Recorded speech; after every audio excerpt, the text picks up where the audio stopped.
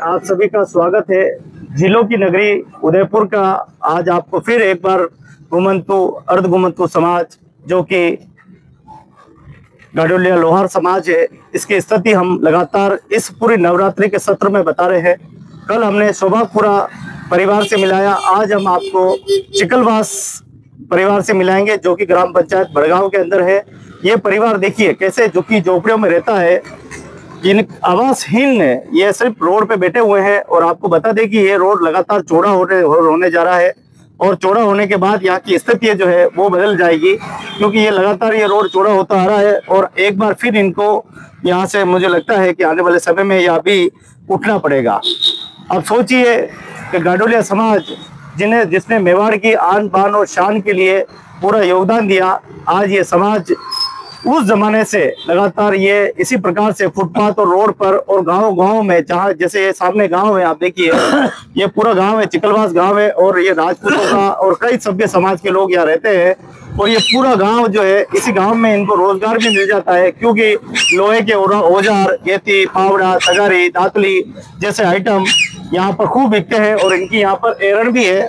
और ये लोग यहाँ पर बरसों से यहाँ पर रहने, कई परिवार और कई पीढ़ियां यहाँ पे इनकी हो गई है।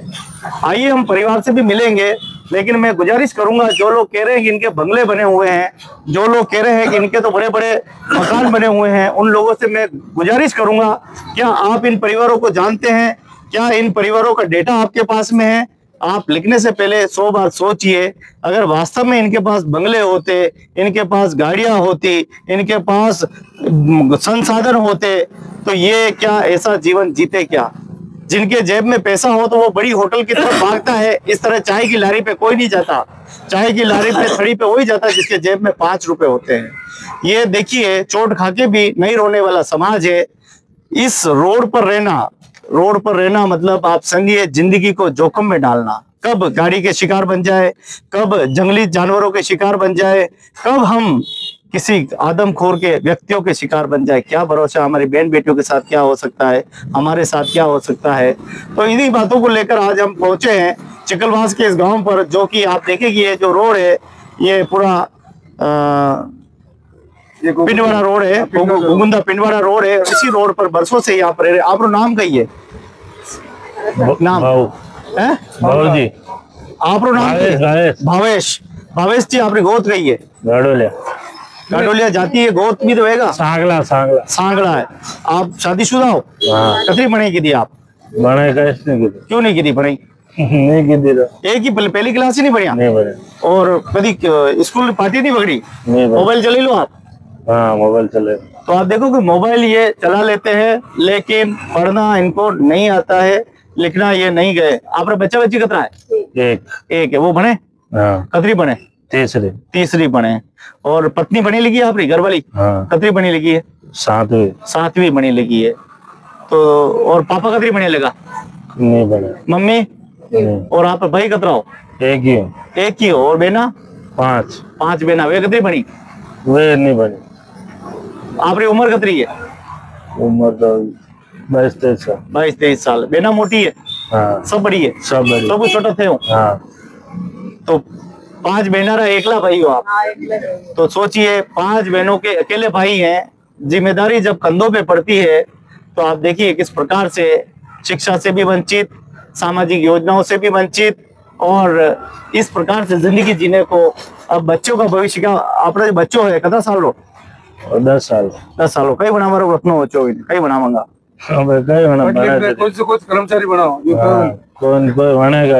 अच्छा, कई बना होगा कोई भी, वो पढ़ाई के ऊपर। हाँ, पढ़ाई के ऊपर आपने लागो बने रो, मैं तो है बन रहा तो लागो तो नहीं आला। तो ये परिवार है, कतरा परिवार है रो आप? हाँ, 2-3 परिवार। एक ही बाप रे बेटा हो सब? अच्छा, सब मोटा भाई कौन है, छोटा कौन है? मोटा पाचे। नाम बताओ नारो। नाथुबा सब मोटा। हाँ। छोटा नगजी पचे कनीराम जी। 3 भाई है। तो 3 भाइयों का यहाँ फला फुला परिवार है। और जैसे कि आपने बताया कि आप 6 भाई बहन हो। और कौन है? और हमारे भाई ये है। ये कटर है? आप ये अटे चिकलवासी रहो? आप लोग अलग आप लोग आगे है ना? तो आप देखिए कि ये परिवार करीब करीब हर गांव में यहाँ पर बसे हुए हैं और बरसों से यहाँ पर बसे हुए हैं। इनका कोई भी देखने वाला नहीं है, कोई धड़ी धोरी नहीं है।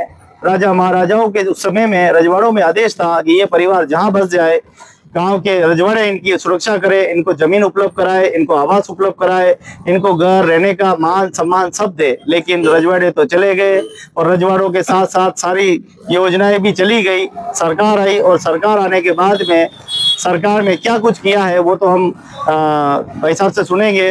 नाम भूल गयो, माणक चंद जी से हम सुनेंगे। माणक चंद जी सब बात बताएंगे किस प्रकार के इनके लिए संघर्ष किया जा रहा है। लेकिन मैं गुजारिश करूंगा एक बार आपसे, कृपया करके कमेंट्स करने से पहले 100 बार सोचिए, इन तस्वीरों को देख लीजिए। अगर इनके पास पैसा होता, इनके पास अगर दौलत होती तो ये इस प्रकार से फुटपाथ पर नहीं रहते, ऐसे ही जिंदगी नहीं जी रहे होते। ये भी आपकी तरह कार में जी रहे होते और आलीशान से जी रहे होते। लेकिन आज इनके पास नहीं है और ये मजदूर का समाज है। और आप जानते हो कि इस समाज में रूढ़िवादी परंपराएं कितनी चरमरा रही है। समाज परंपराओं की वजह से हम लोग आगे नहीं बढ़ पाए। नशाखोरी, सामाजिक कुप्रथाएं, कई प्रकार की मृत्यु भोज जैसी प्रथाओं ने कमर तोड़ के रख दी है। इसी वजह से आज दिन तक समाज उभर नहीं पाया है। मैं गुजारिश करूंगा कम से कम इनकी ऐसी स्थिति को देखकर कोई भी टिप्पणी करते हैं तो सोच समझ के कीजिए, जिससे कि समाज को आहत न पहुंचे। आप कुछ नहीं कर सकते तो कम से कम इस समाज के लिए खड़े तो हो जाइए। अगर आपके पास ज्ञान है तो ज्ञान बांटिए, अगर आपके पास ध्यान है तो ध्यान बांटिए, अगर आपके पास सामर्थ्य है तो इनके साथ सामर्थ्य भी बांटिए। आपके पास जैसी व्यवस्था है वैसी इनको जरूर प्रदान कीजिए। समाज के सर्वांगीण विकास में आप भी सहायक बनिए। इनके भी बच्चे डॉक्टर, इंजीनियर, वकील, इनके भी IAS और IPS कलेक्टर बने। हम तो ये चाहते हैं, इसी उद्देश्य से हम आपको इनके समाज की अवगत करा रहे हैं। इस नवरात्रि के इस सत्र में जहाँ माताओं की पूजा की जा रही है, 9 दिन मूर्तियों के सामने पूजा की जा रही है और 10वें दिन उन्हीं मूर्तियों को आप सड़क के झीलों के किनारे छोड़कर चले जाएंगे। लेकिन ये साक्षात हमारी मूर्तियां, ये माता मूर्तियां जो हमारे अपने शहर में रहती है, पीढ़ी दर पीढ़ी यहीं पे रह रही है। कम से कम इन्हें जिंदा इंसानों के बारे में भी आप थोड़ा सा जरूर सोचें। माणक चंद जी के पास चलते हैं हम और माणक चंद जी से पूछना चाहेंगे कि आखिर क्या कुछ इनका मामला है, क्या तक पैरवी की जा रही है। स्वागत है साहब। हाँ जी, मैं माणक चंद बोल रहा हूँ, समाज सेवी। हाँ, तो मैंने इनकी 2022 के अंदर स्थिति देखी, तो मैं स्थिति लेके इनकी सर्वे मैंने खुद ने की कि भाई वास्तव में तुम्हारे पास मकान है कि नहीं है। तो इन लोगों ने देवी की कसम खाई कि हमारे पास मकान रहने के लिए नहीं है, मैं ऐसी स्थिति में रह रहे। तभी हमें जाके इनकी एक सूची बनाई और UIT में आवेदन भरे। तो कलेक्टर साहब ने एक ज्ञापन दिया हमने कि भाई ऐसी स्थिति में इन गाड़ियों को भूमि आवंटन की कार्रवाई करो। तो कलेक्टर साहब ने कार्रवाई की, कार्रवाई करके UIT भेजी। तो UIT वालों ने कि भाई इनके विज्ञप्ति निकाली 2023 के अंदर आवेदन की। तो मैंने पूरी समाज के लोगों का जो वास्तव में भूमिहीन है उनका मैं आवेदन भर के UIT में पेश किए। UIT में पेश किए, आज करीबन 30 साल हो गई। तो UIT ने अभी तक आवंटन की कार्रवाई इन लोगों के लिए नहीं की गई। न तो इनको पुकुर मिला, न इनको आवास योजना का लाभ मिला, न इनको मूलभूत सुविधा का लाभ मिला। हर चीज से ये हमारी गाड़ियों और समाज वंचित योजना से है। तो हमारी सरकार से रिक्वेस्ट है, भजन लाल जी शर्मा से, कि भाई आप घुमंतु और घुमंतु का आदेश तो निकाल दिया, लेकिन आदेश की पालना आपके कर्मचारी और प्रशासन ने आपकी योजना का पालना नहीं कर रहे हैं। ये UIT वालों ने आपकी योजना का कुछ कोई फायदा हमारे गाड़ी और समाज को नहीं दे रहा है और ना ये फुकट आवंटन कर रहा है। क्या बता रहे भजनलाल जी शर्मा साहब, योजना तो निकली लेकिन हमें क्या करे। तो मैं कहा साहब कार्रवाई तो आपको करनी है। तो करते 3 साल निकाल दिया। तो हमारे से सरकार से रिक्वेस्ट है कि इनका अति शीघ्र इनको झुपड़ियों से फुकट आवंटन कर बिठाने की कार्रवाई UIT द्वारा आदेश प्रदान करे, ताकि UIT वाला हमारे को आवंटन की कार्रवाई कर पट्टे और जमीन उपलब्ध कराई जाए। ये हमारी रिक्वेस्ट है। कुछ लोग यूँ कह रहे हैं कि आपको 80 में जमीन अलॉट हुई थी, कुछ 30 साल पहले अलॉट हुई थी, उसको बेच के खा गए, जमीन बेच के खा गए, मकान बेच के खा गए। क्या ये सत्य है? बिल्कुल गलत बात है। माकड़ी में जो प्लॉट मिले आज से करीबन 35 साल पहले, 30-35 साल पहले मिले, आज भी वर्तमान में सब लोग रह रहे। तो ये गलत बात है, जो कहने वाले हैं वो गलत है। हमारे समाज के सामने आके वो लोग बात करें। कुछ लोग कह रहे थे कि रोड पे रहते हैं, लाखों करोड़ों की जमीन पे रहते हैं, लाखों रुपए का माल पे कब्जा करके बैठे हैं। ये गलत बात है। लाखों तुम दे दो, हम चले जाए। आप जो कहने वाले हैं वो आदमी आप हमारे से आको हमारे को लौट दे, तो हमें उसको बोलेंगे भाई तुम्हारी खेती में से, तुम्हारी जगह जमीन में से हमारे को दे दे, पिटा दे। ये बात है। ये जो भी कह रहे हैं, ये जो भी कह रहे हैं करोड़पति पूंजीपति आदमी कह रहे हैं, ये तो गलत है। क्योंकि घुमंतु जाति गाड़ी लोग समाज को ये लोग आगे नहीं बढ़ने देते। तो बिल्कुल चक्कर में हमारे समाज दबती जा रही। माता से हम बात करेंगे। माता जी ये बताइए कि कैसे रह लेते हो आप ऐसे खुले में हैं? ऐसे दुख देखते हैं कई गाँव का, जहाँ जगह जमीन जानवर भी खुले में रहते हैं, बकरी खुले में रहती है, क्या इंसान ऐसा है? इसे आप बताओ अपने दिल से कैसे रह लेते हो? ये दुख में देख लो आप, क्या करे पानी में गिर रहा है, किचन में भी रह रहे हैं, क्या करे कहाँ जाए कोई। आप तो ये बताओ, इन्हें मनक जमा रोके किससे बता दो? मनक जमा नहीं है। कैसे जमा रोके इन्हें? ये दंडो जमा रोके मनक कटे रहे आजकल बंगला में रहे। हाँ, है ना? माने कोई सुनाई करता ही नहीं है। ये बात इस मैया की सुननी चाहिए। महीना होते आपकी तनख्वाह मिल जाती है, आपको इस बात की मिलती है कि इन लोगों का विकास कीजिए, इन लोगों का भला कीजिए। महीना होते ही बंडल आ जाता है आपको, 1 लाख 2 लाख 3 लाख 5 लाख तक के बंडल आ जाते हैं। ये बंडल इस परिवार की वजह से आते हैं। लेकिन आपकी जवाबदेही, आपकी जिम्मेदारी होती है कि ऐसे परिवारों की मदद करे। आप कतई बढ़िया नहीं बने लगे। क्यों नहीं बढ़िया? बढ़िया भी नहीं, स्कूल नहीं ही बनते, ये भी नहीं, स्कूल भी नहीं नहीं कहीं गाँव राव मावली आड़ी मावली। आपने कतरा बच्चा बच्ची? एक बच्ची है यही जे या कतरी बनी गया तो कलेक्टर बेगा ये नहीं है, कहीं कतरी बनी गया ये नहीं बने भी नहीं। बच्चे आया है बेटी जो गरीब रे घर में गरीबी जन्म ली तो। हाँ गरीब कि गाय रे बेट मुंह बच्चा निकले तो गाय री जन्म दिया मन कदी बारा। तो आप बताओ, आप रे ब्याह कटे बियो? नकुम चुराया बियो। आप बच्चा बच्ची है? कुछ नहीं है। माता आप बताओ कितने रह जाओ, 17 साल लो यूं? इनके बच्चा बच्ची कुछ नहीं है और पति भी कुछ नहीं है, यहाँ पे रहती है ये भी। मैया बताओ। इधर रहती हो? इधर ही रहते हो। रोड पे पड़े हुए, कोई सुनाई भी नहीं करता, बोलते देते जगह जमीन 2-3-4 साल हो गए, कोई बोलते सुनता भी नहीं। पानी में रहते हैं, पानी में खाते हैं, इतना जो पानी गिरता है उसमें ही रहते हैं, कोई सुनाई भी नहीं करता, बोलता हाँ देते कहा दिया भी नहीं हमारे को। जरा इनका बंगला तो हमें विजिट करो पूरा। आप बताओ, आप लोग डाइनिंग रूम ना कैसा रूम है नहीं बताओ न कटे ये सर हमारी यहाँ स्थिति है। कैसा कुछ लेना तुम बताओ। यो बंगला है हमारा, बुआ का बंगला है और वो उधर हमारा घर है, ये इधर है हमारा बंगला। तो ये अंदर जाओ ना, बताओ। तो ये है एक बंगला, ऐसा पानी गिर रहा है, यहाँ पे भी रहते हैं, क्या करे कोई सुनाई भी नहीं करता है। और दूसरों बताओ। तो आप स्थिति को देख लीजिए अपने आंखों से देख लीजिए। इसमें भी पानी गिरता है, यहाँ पे भी रहते हैं, यहाँ पे पानी गिरता है, दरवाजे है कुछ नहीं है। जो लोग कह रहे हैं कि इनके मकान है, ये देखो इनकी खटिया है। मकान होता तो हम यहाँ रोड पे क्यों रहते? आग लो मकान ही बताओ। तो देखिए आप घुमंतु समाज के बारे में सोचना होगा, सरकार को सोचना होगा, शासन और प्रशासन को सोचना होगा और इनके पुनर्वास और इनके जीवन के बारे में भी सोचना होगा। ये हमारा रूम है, ये अंदर भी पानी गिरता है, पानी पे भी रहते हैं, यहाँ पे खाते हैं। आप लोग जन्म ही में क्यों? यहीं पे ये जन्म ही हमारा बंगला होता है, हम रोड पे क्यों रहते हैं? वहीं बोलते हैं किसके बंगला है, मकान है, हमारा होता है। मैंने बताओ पेटा अंदर देखो कैसा हो रहा है, हमारा बंगला होता है, हम यहाँ क्यों रहते हैं? रोड पे क्यों गिरे हुए रहते हैं? पानी कितना गिर रहा है, यहाँ पे खाते, यहाँ पे बनाते, क्या करा कोई सुनता भी नहीं है। इस बहन की गुजारिश को देखिए, किस प्रकार से ये बहन याचना कर रही है, किस प्रकार से ये बहन अपनी व्यथा आगे। चलो और बताओ।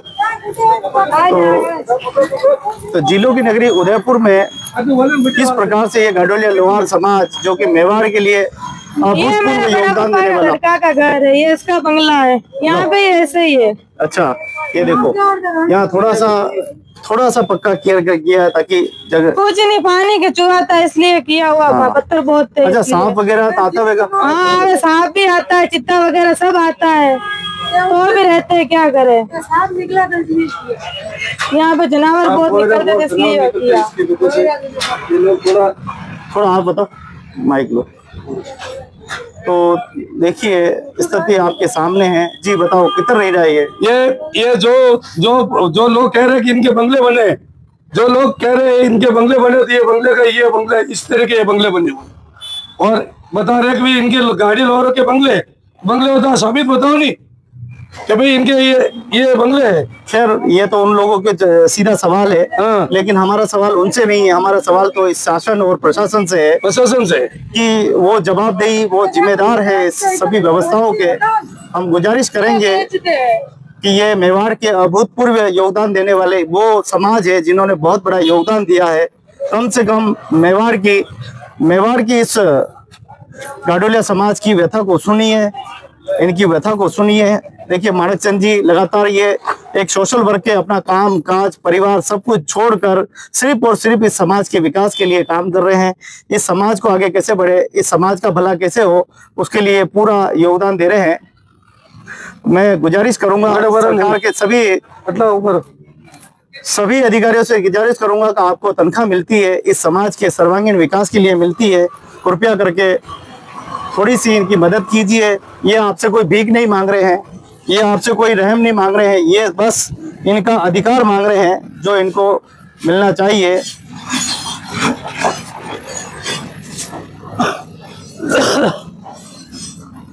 तो माणक चंद जी जैसे व्यक्तित्व लगातार इस समाज के विकास के लिए थोड़ी सी मदद कर रहे हैं ताकि इस समाज को खड़ा किया जा सके, इस समाज का कुछ भला हो सके, इसके लिए पूरा एक प्रयास कर रहे हैं, एक अभियान चला रहे हैं, एक मिशन चला रहे हैं। और मैं भी गुजारिश करूंगा कि वो लोग जो इससे जिम्मेदार है, जो लोग इससे जुड़े हुए हैं, कम से कम इन लोगों की मदद करें, इन लोगों को ऐसा आवास मिले जिसमें ये आराम से रह सकते हैं। इन्हें कैसा चाहिए, आप कैसा सपने में कैसा सोचते हो? हाँ बोलो। तो भाई सरकार से हमारी ये मांग है कि भाई इनको अच्छे से ऐसे भूखल नामकिन कर और अच्छे से ऐसे इनको आवास योजना में जोड़कर ये भी लोग मकान बना के व्यवस्थित रह सकते हैं। ये हमारी मांग है सरकार से कि भाई प्रशासन से आप आदेश प्रदर्शित करो कि अति शीघ्र ही इन यूटी में आप आदेशित करो कि इनके 3 साल से आवेदन पड़े, उन आवेदन की भूखल नामकिन की कार्रवाई में शामिल करके इनको बैठाने की कार्रवाई करे। ये हमारी रिक्वेस्ट है सरकार से। एक ऐसा समाज जिसने पूरा घर बार परिवार सब कुछ त्याग दिया, अपनी शिक्षा त्याग दी, अपना जीवन त्याग दिया, न जाने कितने ही महापुरुषों को हमने खो दिया, मर गए, बलिदानी अमर हो गए, लेकिन मेवाड़ की आन बान और शान पर एक आंच नहीं आने दी। हथियार बनाते गए, महाराणा प्रताप युद्ध लड़ते गए, उनकी कई पीढ़ियां युद्ध लड़ती गई, लेकिन इस परिवार के बारे में नहीं सोचा। एक हमारी ये रिक्वेस्ट है, जितने भी फेराफेरी क्षेत्र में निवासित है, हमारे जो भी मेहनत मजदूरी करके मकान बनाए हैं, कुछ लोगों ने हमारे गाडेलवार समाज है उनके फेराफेरी क्षेत्र में निवासित है, उनको हमारी सरकार के रिक्वेस्ट है और प्रशासन से रिक्वेस्ट है कि भाई उनको अति शीघ्र ही गोबंधु योजना में जोड़कर उनको आवासीय योजना का पट्टा दिलाया जाए। जिनसे तुम करते हो नफरत, जिस मिट्टी से तुम करते हो नफरत, वो मिट्टी ये दिन रात यहाँ रोड की सुगंध की तरह जी रहे हैं। जिन घरों में आपके आज के जमाने में जानवर भी नहीं रहते, ऐसे घरों में ये रहने को मजबूर है। क्या ये मेरा बदलता भारत है? क्या ये मेरे भारत की तस्वीरें हैं? ये देखिए, पशु पक्षी जहाँ रहते हैं वहीं इंसान भी रहते हैं, इसी में घर बनाते हैं। न जाने रात को कौन आदमखोर आ जाए, रात को कौन शिकारी आ जाए, कौन गलत आदमी आ जाए, शेर आ जाए, चीता आ जाए, सांप आ जाए। हो सकता है कि आप अपने एसी वाले बंगलों में सो रहे हो, लेकिन इनकी तो न जाने दोस्ती हो गई अब शेर चीतों से। सांप तो मित्र बन गए हैं, साथ में ही सोते रहते हैं, पता ही नहीं चलता। और सुबह या तो जिंदा मिलेंगे या मौत मिलेगी, या तो जिंदा मिलेंगे या सुबह लात मिलेगी, क्योंकि ये समाज अपने दर्द को पी जाता है। बिल्कुल, जो दर्द है वो कुछ तो पिएगा। अरे तुम लोगों से तो अच्छा है जो तुम रहकर सिर्फ खून ही खून पीते जा रहे हो, सरकार की जड़ें खोखली कर रहे हो। तुम्हारी जिम्मेदारी है कि इस समाज का भला करे, इस समाज के नहीं तमाम समाज के भला करे, मानव जाति का भला करे। लेकिन लोगों को आज भी दफ्तर चक्कर काटने पड़ रहे हैं। बिल्कुल आप सही बात। कितने सालों से चक्कर काट रहे हैं? मैं करीबन बड़े रखो ना। करीबन 4 साल से चक्कर काट रहा हूँ। यूआईटी से लगाकर यूआईटी में जाता हूँ, कलेक्टर ऑफिस में जाता हूँ, जिला परिषद में जाता हूँ, और संभागीय मैडम से कई बार हमने रिक्वेस्ट की कि मैडम हमारी गरीब जाति गाड़ी और समाज है, तो इनको भूमि आवंटन की मांग है, बुकेट आवंटन है, जो भी वंचित लोग मकान कच्चे पच्चे मकान बना रखे उसकी पट्टे की मांग है। तो सरकार ने योजना निकाली, राजस्थान सरकार की, भाई घुमंतर जाति को पट्टे मिले, लेकिन लाखों फार्म तो भर दिए, लेकिन एक किसी को भी हेराफेरी क्षेत्र में पट्टे नहीं मिले। तो सरकार से रिक्वेस्ट है कि वे जहाँ से चाहे प्रशासन से कैसा भी करके हमारे गाड़ी और समाज को एक तो पट्टे दिलाना और एक भूखंड दिलाना और भूमि आवंटन कर प्लानिंग पर बैठाना। जैसे प्लानिंग हमारी एक तो प्रतापपुरा में प्लानिंग तैयार हो चुकी है, एक डबोक में भी हो चुकी है, एक बीसड़ी में भी 50 प्लॉट। लेकिन वो सब ठीक है माणक जी, आप ले जाएंगे, लेकिन इनका रोजगार तो चला जाएगा ना। ये गांव में यहाँ रहते हैं, यहीं आसपास में दो ना। इनके सरकार से रिक्वेस्ट है कि इनके रोजगार के लिए भी अटैच पिट के लिए चाहे कैबिन रखा जाए, चाहे जगह दी जाए, ताकि ये लोग आसानी से अपना मतलब रोजगार कर सके और रोजगार करके शाम को अपना घर चले जाए। मैं गुजारिश करूंगा, आवाज बनी है इस गाडोलिया लोहार समाज की, एकता बनी है, क्योंकि इस समाज में एकता नहीं है, इस समाज का कोई धनी धोरी नहीं है। इनके जितने नेता है वो बोलते नहीं है, मौन है। बोलना चाहिए, जब तक बोलना चाहिए जब तक कि किसी के कानों में आवाज नहीं चली जाए। माँ जब तक बेटा रोता नहीं तब तक दूध नहीं पिलाती है। हमको भी अपनी बात हमारे पंच पटेलों तक पहुंचानी चाहिए, हमारी बात उन सरकार के नुमाइंदों जो कि जिम्मेदार है उन तक बात पहुंचानी चाहिए। इस नवरात्रि में हमारी यही गुजारिश है कि हम इस नवरात्रि में 9 दिनों तक ये अभियान चलाएंगे और आपको गाडोलिया समाज और घुमंतु अर्ध घुमंतु समाज की दिशा बताएंगे कि ये कैसे रह रहा है। बिल्कुल, हमें अभी बिल्कुल 9 दिन नवरात्रि में पूरा 9 दिन तक अभियान चलाएंगे कि हमारी समाज की कैसी स्थिति है। इनके लिए हमें गांव जाना पड़े, चाहे शहर में कहीं पे भी फुटपाथ पे बैठे, उनकी हमें सर्वे करेंगे और हमें सर्वे करके सरकार को बताएंगे कि हमारी गाड़ी और समाज की ये स्थिति है।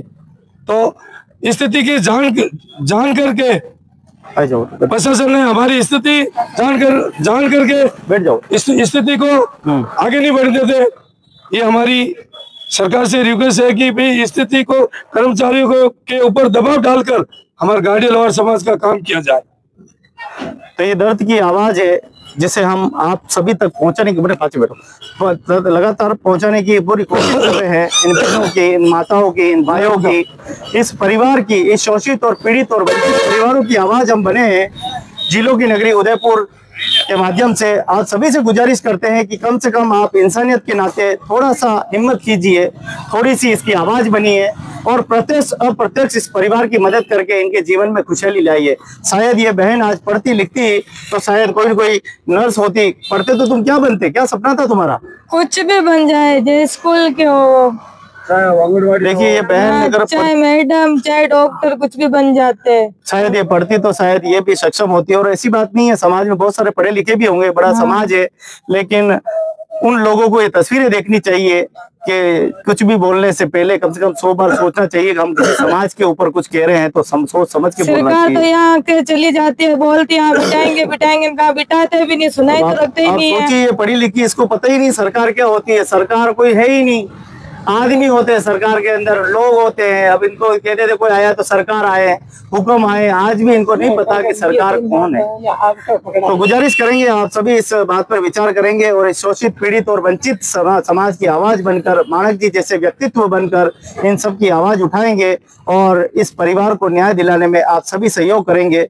मैं आप सभी का वीडियो देखने के लिए धन्यवाद देता हूं। और खास करके मैं समाज के 2 बात कहना चाहता हूं कि समाज के लोग जागरूक हो जाइए। बहुत हो गया खाना पीना, बहुत हो गया कुप्रथाओं में रहना, बहुत हो गया मोताना खाना, बहुत हो गया ये नक्ता खाना, सब बंद कर दीजिए।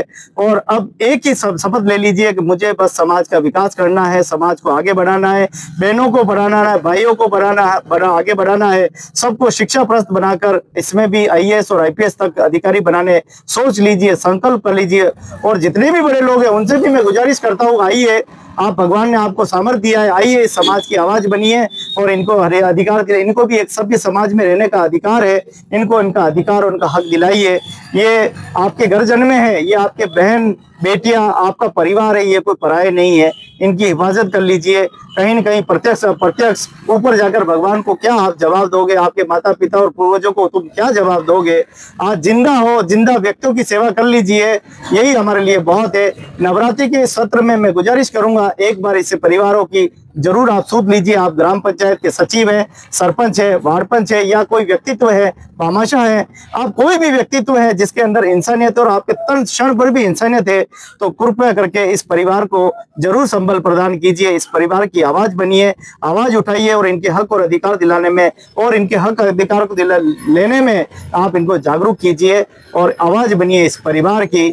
बहुत बहुत धन्यवाद। आज हम चिकलवास के इस परिवार से मिले हैं, बहुत ही दिल में दर्द होता है, ऐसा लगता है जैसे कि मेरे पास शब्द नहीं है, मैं क्या बोलूं इस दृश्य को देख के। आप खुद अंदाजा लगा दीजिए क्या शब्द इस पर होने चाहिए, इस दशा और इस व्यवस्था पर कैसे शब्द होने चाहिए। बहुत बहुत धन्यवाद। जय हिंद, जय भारत, जय गढ़ोलिया समाज।